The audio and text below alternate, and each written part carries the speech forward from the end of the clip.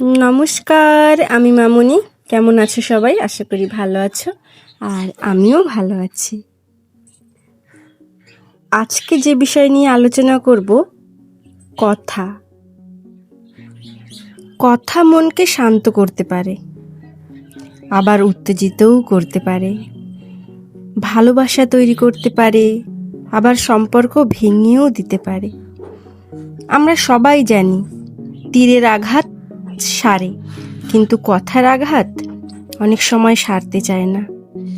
তাই যখন আমরা রেগে থাকব, বিচলিত থাকব, তখন একটু সাবধানে থাকব। রাগের সময় কথা বলা বেশিরভাগ সময় অনুতাপের কারণ হয়ে থাকে। তাই আগে ভাববো, তারপর বলবো। যদি ভাবার মতন মানসিক অবস্থা না থাকে, তাহলে সঙ্গে সঙ্গে উত্তর দেব না।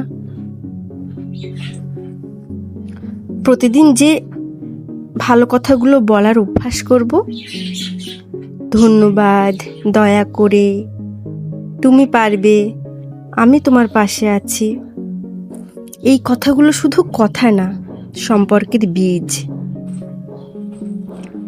আবার মুখে মিষ্ট কথা আর মনে কুটিলতা, এটা দীর্ঘমেয়াদে টেকে না।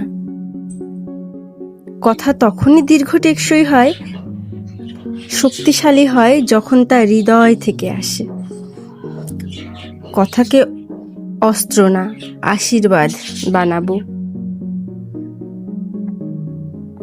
রূপ চোখে লাগে, কথা মনে লাগে। কারো চেহারা প্রথমে দৃষ্টি আকর্ষণ করে, এটা ঠিক, কিন্তু তার কথা ও ব্যবহার ঠিক করে তাকে কাছে টানা হবে না দূরে সরিয়ে দেওয়া হবে। একজন মানুষ যখন সম্মান দিয়ে কথা বলে, অন্যের অনুভূতি বোঝে, রাগ হলেও সীমা রাখে, তখন তার ভেতরে সৌন্দর্য প্রকাশ পায়। সময়ের সাথে সাথে চেহারাও বদলে যায়, কিন্তু মানুষের মুখের কথা ও আচরণের স্মৃতি অনেক দিন পর্যন্ত থাকে। তাই একটা কথা প্রচলিত আছে, জানো তো? রূপ ক্ষণস্থায়ী, গুণ চিরস্থায়ী। কথা সুন্দর করতে সুন্দর শব্দ ব্যবহার করব। আর শব্দ হলো কি জানো তো? বীজ। আর কথা হলো বীজ থেকে জন্মানো গাছ। বীজ যদি ভালো হয়, তাহলে গাছও ভালো হবে। বীজ ভালো না হলে গাছ ভালো হয় না। মুখের কথা নিয়ন্ত্রণ করা মানে মুখ বন্ধ রাখা না, সেই মুহূর্তে মনের অনুভূতি শুদ্ধ করার। কারণ মন যদি শান্ত হয়, তাহলে কথা নিজে থেকেই কোমল হয়ে যাবে। তাই যখনই